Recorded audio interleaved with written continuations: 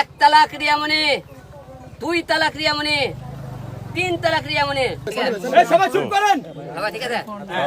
রিয়ামণিকে আপনারা সবাই জানেন, আমি আজকে কথা দিয়েছিলাম আজকে আমি রিয়ামণিকে তালাক দিয়ে গোসল করব, তাই আজকে মুখে তালাক আপনাকে দিয়ে দিচ্ছি। কাগজটা কমপ্লিট করা হয়েছে, কালকে কোর্টে আমরা এফিডেভিট করে আমরা কাগজটা 3 মাসের মধ্যে তাক আপনারা কোর্টের মধ্যে পৌঁছে দেবো। কারণ কোন রকম এবার ফাঁকি ঝুঁকি হবে না, কোন রকম 2 নম্বরই হবে না, কেউ বলতে না পারে যে হিরো আলম তালাক দেনে।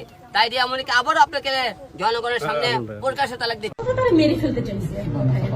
আচ্ছা, এই ঘটনাটা কোথায় ঘটেছে? এটা হচ্ছে আফতাবনগরে হয়েছে। দেখি তার বাসায় না, আফতাবনগরে সে আর কি বের হয়েছিল, তার মন খারাপ ছিল, সে একটু ঘুরতে গিয়েছিল ওই দিকটা। একা ছিল না সাথে কেউ ছিল? একা ছিল।